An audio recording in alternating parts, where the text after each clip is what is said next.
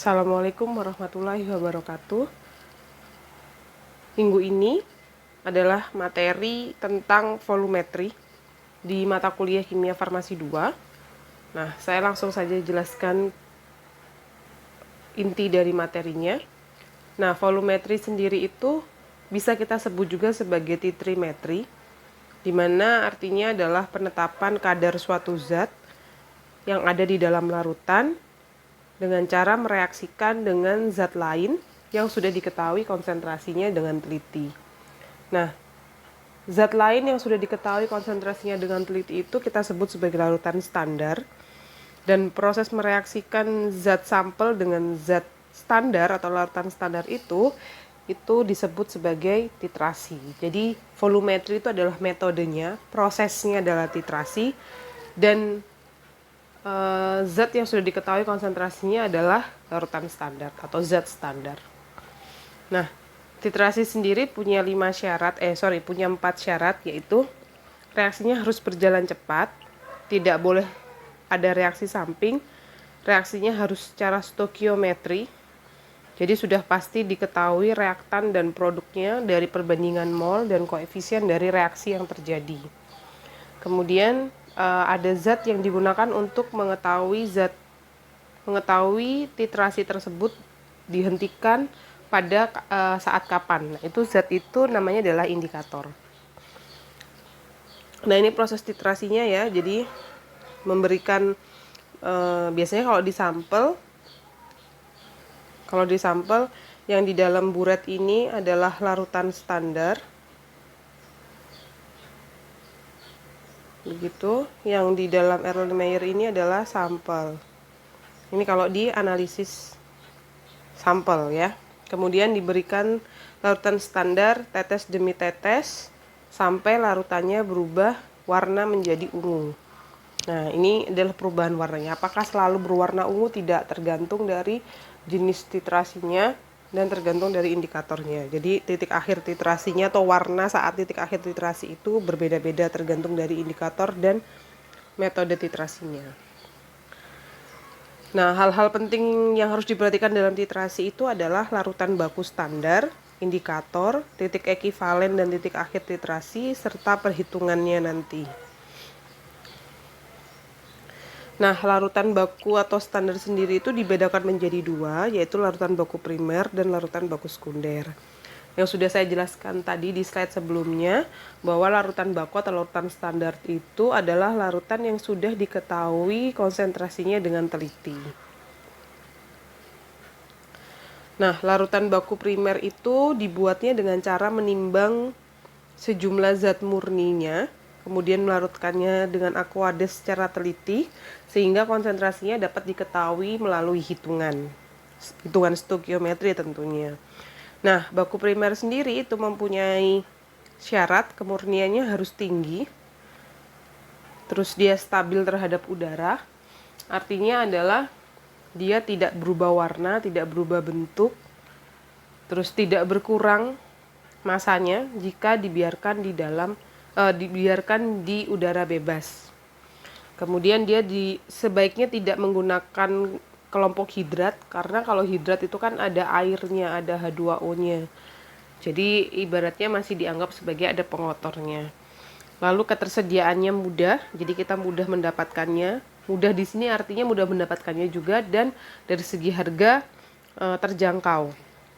Kemudian dia mudah larut, kalau bisa kita cari baku primer itu yang mudah larut dalam air. Dan berat molekulnya cukup besar. Nah, contoh baku primer itu adalah kalium hidrogen ftalat atau kalium biftalat.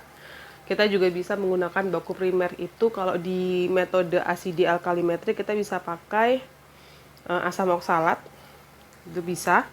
Lalu bisa juga kalau di metode yang lain itu kita pakai NaCl, lalu kita bisa pakai juga natrium oksalat. Jadi tergantung dari beberapa metode titrasinya ya, karena metode titrasi itu kan banyak sekali, ada sekitar 5 metode titrasi. Jadi yang akan kita pelajari itu adalah 5 metode titrasi, jadi tergantung dari metode titrasinya begitu. Kemudian larutan baku sekunder itu Konsentrasinya bisa diketahui dengan teliti, tapi melalui reaksi standarisasi menggunakan larutan baku primer. Jadi, konsentrasinya bisa diketahui dengan teliti melalui perhitungan, tapi caranya adalah dengan standarisasi dari larutan baku primer. Kalau tadi kan baku primer kan cuma tinggal menimbang, kemudian dilarutkan, kita sudah bisa hitung konsentrasinya. Tapi kalau baku sekunder itu harus melalui tahapan standarisasi atau pembakuan. Nah, standarisasi ini dilakukannya dengan cara titrasi menggunakan larutan baku primer, begitu. Nah, yang di sini saya akan bahas sedikit tentang kalium biftalat. Dia lebih sering digunakan itu karena dia berat ekivalennya tinggi ya, 204,2. Dia juga kemurniannya tinggi, stabilitas termalnya tinggi. Dalam artian stabilitas termal itu kalau dipanaskan, dia tidak berubah masanya, tidak berubah warnanya, tidak berubah bentuknya. Begitu. Selain itu, reaksi dengan NaOH dan KOH itu cepat. Nah, biasanya kalium biftalat ini digunakan sebagai baku primer di alkalimetri. Nah, ini skema titrasinya. Jadi, setiap kita mau melakukan titrasi, kita pasti melalui dua skema ini. Yang pertama adalah titrasi pembakuan. Yang kedua adalah titrasi penetapan kadar. Tidak mungkin pembakuan saja. Karena kita kan mau mencari kadar dari suatu sampel. Jadi pasti ada dua. Tidak mungkin penetapan kadar saja. Karena baku sekunder harus baku sekunder bisa diketahui konsentrasinya melalui reaksi pembakuan. Jadi tetap harus direaksikan dengan baku primer. Nah, perbedaannya apa? Perbedaannya di Erlenmeyer-nya. Kalau pembakuan yang ada di Erlenmeyer itu adalah baku primer. Kalau di penetapan kadar yang ada di Erlenmeyer ini adalah sampelnya. Di buretnya tetap sama, yaitu sama-sama baku sekundernya. Lalu di Erlenmeyer ini ada baku primer ataupun zat uji, jadi tergantung dari jenis titrasinya tadi, dan ditambahkan indikator. Gitu. Nah, ini instrumen titrasinya ya. Pastinya kita butuh buret Erlenmeyer. Nggak mungkin buret itu berdiri sendiri, kita butuh bantuan statif dan klem. Nah, kemudian cara memasukkan larutannya ke dalam buret, yang pasti yang pertama harus dilakukan adalah membilas buret tersebut. Membilasnya pakai apa? Pertama pakai aquades. Selanjutnya setelah dibilas pakai aquades bersih, dibilas dengan baku sekunder yang akan digunakan. Kalau pakai baku sekunder NaOH, maka baku sekunder yang dipakai untuk membilasnya ya NaOH. Kalau pakai KMNO4 berarti baku sekunder larutan yang dipakai untuk membilasnya ya KMNO4. Jadi tergantung dari baku sekunder yang akan kita gunakan. Kemudian setelah itu baru diisi dengan zat penitrasinya ini atau baku sekundernya. Diisi sampai tepat 0. Nolnya di atas. Nah, jangan lupa biasanya yang dilupakan oleh mahasiswa itu adalah mengisi bagian ujung yang setelah keran buret ini. Biasanya hanya diisi sampai 0 saja, sampai 0 di sini. Tapi yang bagian bawah keran buret itu kosong. Nah, itu tidak boleh. Jadi yang di bawah keran buret itu harus terisi penuh. Caranya bagaimana? Ya dibuka kerannya. Kerannya dibuka full. Jangan lupa di bawah sini diberi glass beaker untuk penampung buangannya. Kalau bisa glass beaker yang bersih. Karena buangannya itu kan tidak kotor, bisa digunakan lagi. Jadi tidak dibuang. Begitu. Terus diisi full, kerannya dibuka full supaya tidak ada gelembung udara yang tersimpan di tengah-tengah ini. Biasanya gelembung udara itu riskan banget ada di sebelah sini dan di bawah keran persis ini. Nah, jadi untuk menghindari adanya gelembung udara, keran buretnya itu dibuka full. Dan pastikan tidak boleh ada gelembung udara di bagian sekitar keran buret ini. Kalau ada gelembung udara bagaimana? Ya harus dihilangkan. Bagaimanapun caranya tidak boleh ada gelembung udara. Nah, setelah dibuka, otomatis kan larutannya akan ada di bawahnya garis 0 ini kan ya. Jadi mungkin ada di sekitar skala 5 atau skala 10. Nah, caranya ya ditambahkan lagi larutan penitrasinya sampai 0. Jadi syaratnya adalah skalanya harus pas di 0 gitu. Dengan catatan yang ada di ujung keran buret ini harus full juga. Kemudian yang ada di Erlenmeyer ini itu adalah larutan yang akan dititrasi. Kalau di pembakuan berarti baku primernya, kalau di penetapan kadar berarti sampelnya. Nah, jangan lupa juga ditambahkan indikator. Jadi indikator jangan sampai lupa ditambahkan di Erlenmeyer, karena kalau tidak ditambahkan otomatis titrasinya tidak akan berhenti, tidak akan terjadi perubahan warna. Nah, ini adalah teknik titrasi yang benar. Jadi titrasi itu dua tangannya harus dipakai semua. Tidak boleh satu tangannya saja yang dipakai, satunya untuk pegang kamera mendokumentasikan. Mau selfie-selfie itu nggak boleh. Atau enggak satu tangannya dipakai buat memegang Erlenmeyer, tapi yang satunya lagi untuk menopang dagu sambil ngelamun gitu ya, nggak boleh. Jadi dua-duanya tangan ini harus berfungsi atau bekerja. Yang kiri memegang keran atau klep buret seperti contoh ini. Nah, itu harus kamu harus bisa menggerakkannya, menutup dan membuka kerannya itu dengan satu tangan, yaitu tangan sebelah kiri itu. Kemudian tangan kanannya memegang dan menggoyangkan Erlenmeyer. Kenapa harus dua-duanya bekerja tangannya? Supaya saat terjadi perubahan warna di Erlenmeyer, itu tangan kiri kita sudah sigap untuk menutup keran atau klep buretnya. Kalau satunya yang kanan ini menggoyangkan Erlenmeyer, kemudian yang kiri ini tidak memegang klep saat ada perubahan warna, pasti akan kedandapan, pasti akan keburu-buru dan menutupnya telat. Jadi akhirnya titrannya yang diberikan itu berlebihan. Itu nggak boleh. Jadi titrasi harus benar-benar konsentrasi, dua tangannya dipakai, bekerja semua. Terus tidak perlu mengamati volume yang ada di buret, tapi yang harus kita amati adalah larutan yang ada di Erlenmeyer. Kapan larutan tersebut berubah warna, saat itu juga titrasi dihentikan. Keran buretnya ditutup. Nah, kemudian setelah selesai terjadi perubahan warna, baru kita lihat volume yang ada di buret. Jadi volume yang di buret itu bisa kita abaikan dulu selama proses titrasinya. Tapi akan kita amati nanti setelah terjadi perubahan warna. Nah, pembacaan meniskus itu bagaimana? Yang harus diperhatikan adalah mata ini harus sejajar dengan angka atau permukaan atas air yang akan kita amati. Tidak boleh lebih rendah, tidak boleh lebih tinggi. Jadi harus pas, sejajar. Lalu yang kita amati adalah meniskus bawah. Jadi larutan itu saat ditaruh di buret, itu akan ada cekungan, bentuknya seperti ini ya. Nah, yang kita amati itu adalah cekungan bawahnya, bukan yang atas.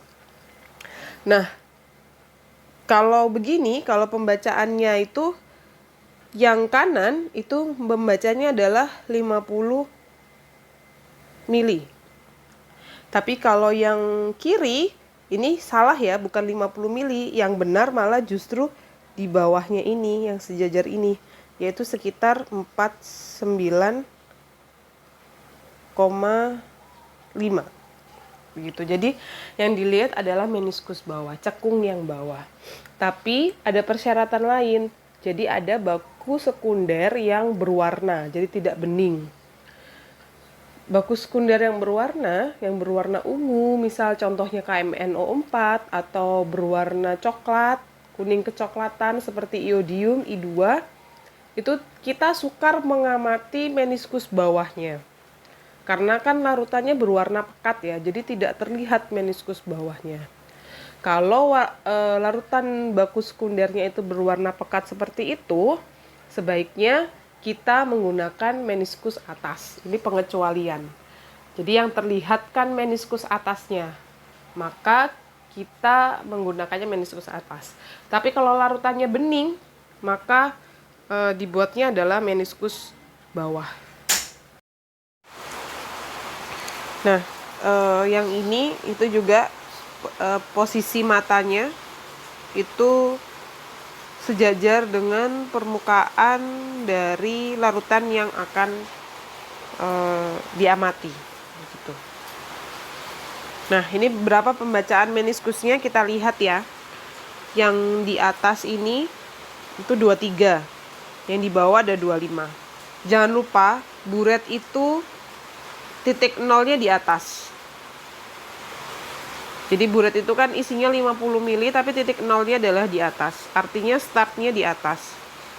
Maka kalau di atas yang sebelah sini 23, di sini 24, berarti yang di bawah ini adalah 24, sejajar dengan meniskus bawahnya. Ya, kalau yang ini adalah 25,5, maka itu adalah 24,2. Yang sering terjadi di mahasiswa itu adalah dibacanya adalah ini 25. Jadi mereka bacanya malah dari bawah 25,8. Tapi tidak memperhatikan mana skala kecil, mana skala besarnya. Jadi harus Anda perhatikan mana skala kecil, mana skala besar. Kan nggak mungkin kalau bacanya dari bawah. Ya, karena kan airnya berkurangnya dari atas. Jalannya kan dari atas ke bawah airnya. Begitu. Oke, kita masuk ke pembahasan yang kedua, yaitu indikator. Jadi indikator itu adalah senyawa yang sensitif mengalami perubahan warna karena terjadinya suatu reaksi tertentu. Bisa juga karena perbedaan kondisi larutan, seperti pH. Kemudian sebagai indikator sudah terjadinya suatu reaksi redoks, ataupun sudah terbentuknya senyawa kompleks begitu. Nah, kalau di titrasi asidi alkalimetri itu perubahan warnanya itu terjadi karena adanya perbedaan pH. Kalau di titrasi argentometri itu adanya endapan saat titrasi atau titrannya berlebih. Begitu. Jadi terbentuk endapan. Kemudian kalau titrasi iodometri indikatornya itu berfungsi atau dia dapat memberi perubahan warna karena adanya reaksi reduksi oksidasi. Kalau titrasi kompleksometri itu terjadi karena adanya pembentukan senyawa kompleks. Nah, yang reaksi reduksi oksidasi itu ada dua metode, yaitu iodometri dan permanganometri. Nah, kalau permanganometri itu tidak perlu menggunakan indikator. Nah, kenapa kok tidak perlu menggunakan indikator? Nanti akan dibahas di bab permanganometri. Kemudian yang ketiga adalah kita akan harus menentukan atau harus mengetahui titik ekivalen.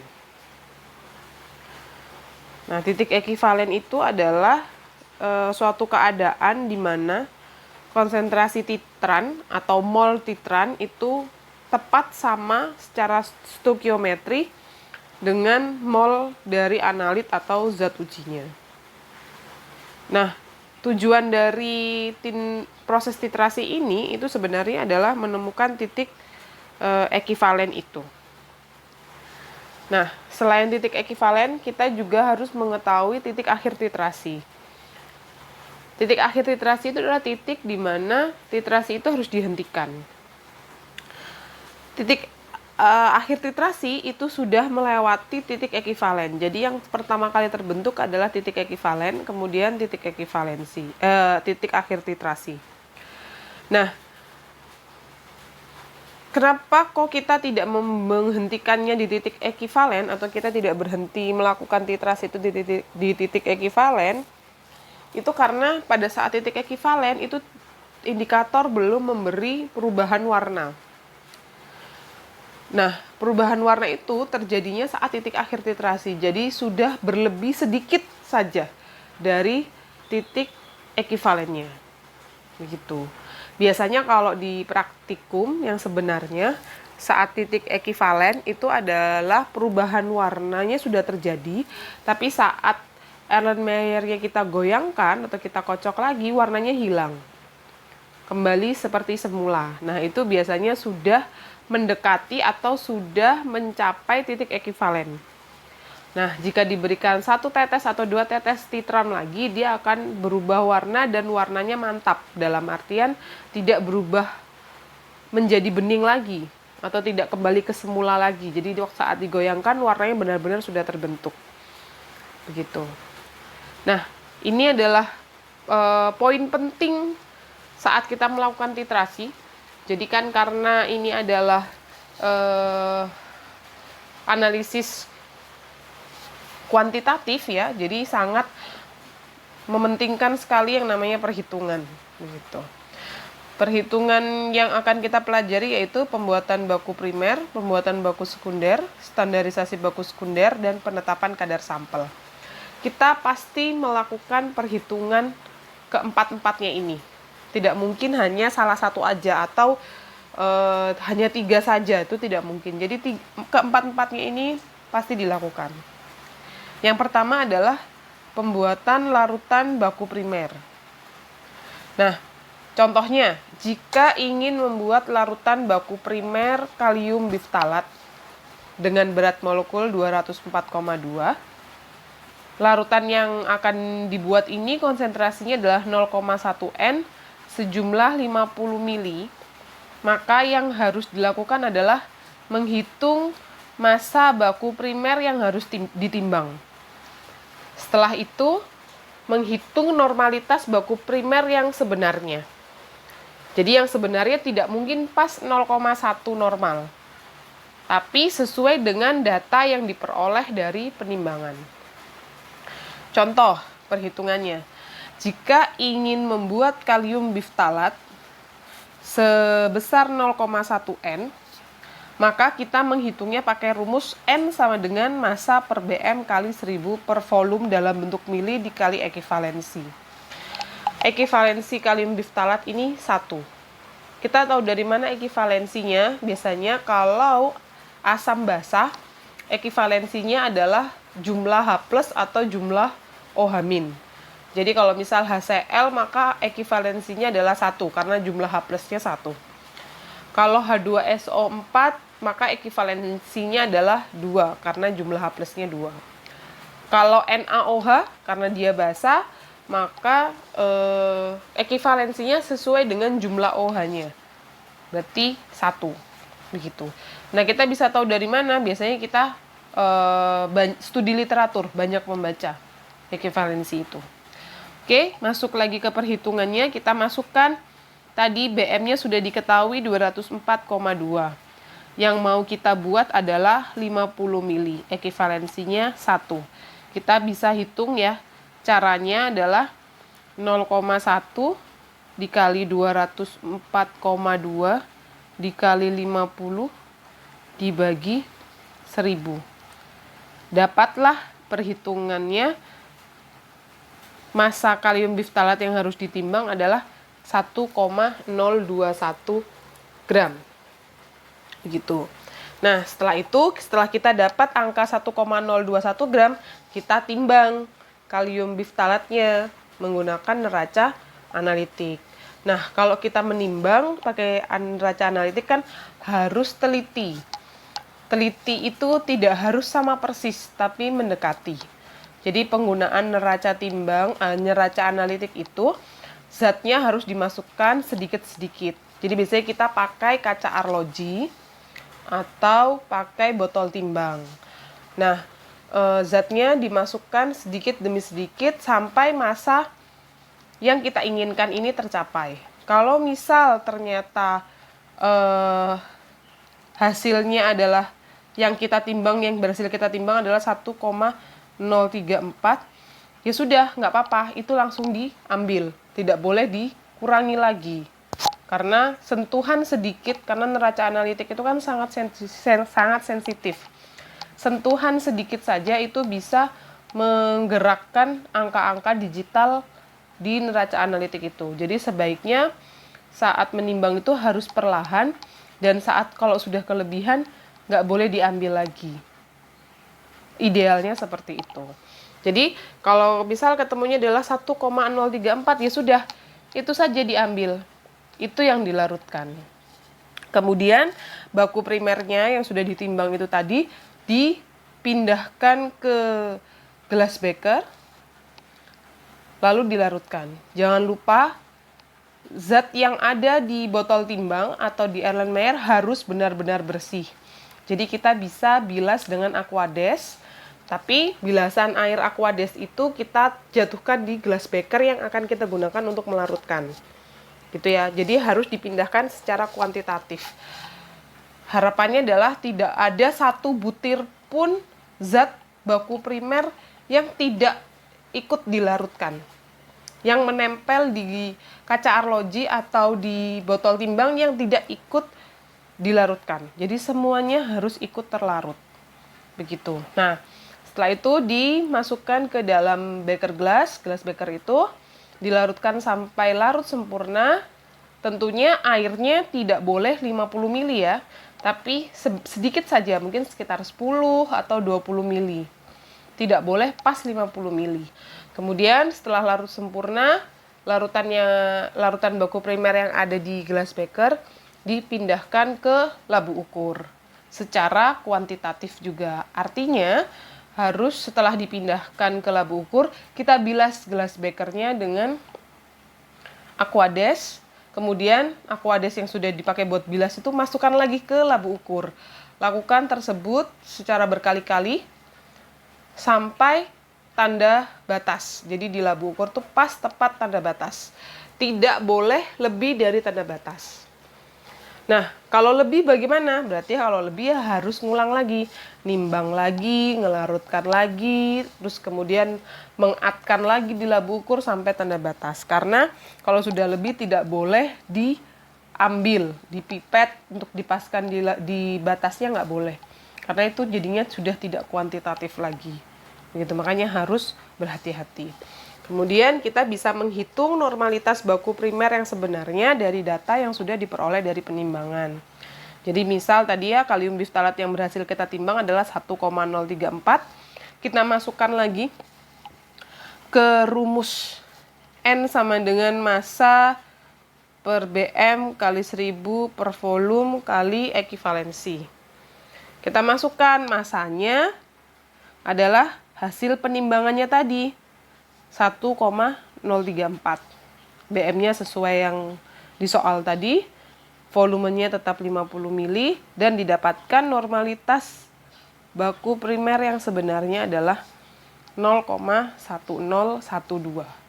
Nah, normalitas inilah yang kita pakai untuk perhitungan selanjutnya, begitu. Nah, ini di pembuatan baku sekunder. Nah, di pembuatan baku sekunder, jadi kita masih ke pembuatan larutan baku ya, belum sampai ke pembakuan, proses pembakuannya belum. Jadi masih ke pembuatan baku sekunder. Baku sekunder itu ada dua macam, ada yang bentuknya padatan, ada yang bentuknya cairan, gitu. Nah, kalau bentuknya padatan, maka yang kita lakukan adalah menghitung dulu berapa yang ditimbang, sama seperti membuat baku primer, gitu. Jadi kita menghitung dulu berapa sih yang ditimbang, gitu. Contohnya ini NaOH mau dibuat 0,1 N sebanyak 250 mili. Maka yang ditimbang adalah sebanyak 1 gram. Nah, dari mana? Ya dari perhitungan ini ya. Rumusnya sama dengan pembuatan baku primer. Kita cari masanya. Dapatlah 1 gram. Nanti ini 1 gram yang kita timbang, sama kan ya, nggak mungkin dapat 1 gram dilarutkan secara kuantitatif. Lalu nanti konsentrasi yang sebenarnya bukan dihitung dikembalikan lagi kayak baku primer tadi, bukan, tapi melalui proses titrasi pembakuan. Nanti akan saya jelaskan di slide berikutnya. Nah, kalau larutan baku sekundernya itu berbentuk larutan, maka yang kita lakukan adalah pengenceran. Jadi bukan menimbang, tapi mengencerkan. Contoh, kalau ingin membuat larutan baku sekunder HCl 0,1 N sebanyak 250 ml, maka kita harus menghitung HCl pekatnya ini berapa sih yang harus ditimbang gitu. Kita pakai rumus N1 kali V1 sama dengan N2 kali V2. Jadi NHCl pekat dikali VHCl pekat sama dengan NHCl encer dikali VHCl encer. Nah, NHCl pekat itu berapa? HCl pekat itu 12N, itu sudah diketahui. Kalau H2SO4 pekat itu 36N. Nah, kemudian volume HCl pekat yang akan dipipet kan kita masih belum tahu ya, jadi itu yang ditanyakan. Nah, NHCl encer, kita mau buat HCl itu berapa normal sih gitu. Nah, itu yang di soal ini adalah 0,1 N. Kemudian volume HCl encer yang mau kita buat berapa? 250 ml. Dapatlah hasilnya volume HCl pekat yang harus dipipet adalah 2,083 ml. Gitu. Ini tidak, kalau kita pipet nggak bisa tepat ya. Jadi biasanya dibulatkan sajalah atau setara dengan 2,1 mili. Dan nanti konsentrasinya beda dong, nggak apa-apa kan nanti dibakukan. Jadi nggak masalah. Nah, sekarang masuk setelah pembuatan larutan baku primer, baku sekunder, sekarang masuk ke standarisasi larutan baku sekunder. Nah, prinsipnya adalah, rumusnya adalah sama dengan rumus pengenceran, yaitu kita pakai N1 V1 sama dengan N2 V2. Satunya adalah baku primernya, BP itu adalah baku primer, yang kedua adalah baku sekundernya, BS. Contohnya, standarisasi NaOH dengan larutan baku primer kalium biftalat sejumlah dengan konsentrasi baku primernya adalah 0,1012 normal, seperti yang slide sebelumnya ya. Dapatnya dari mana 0,1012 normal yang kita hitung tadi di slide sebelumnya. Terus sejumlah 10 mili. Jadi baku primernya adalah 10 mili dengan konsentrasi 0,1012 N. Didapatkan data volume NaOH sebagai berikut. Nah, kan karena titrasi pembakuan itu kan harus direplikasi sebanyak 3 kali.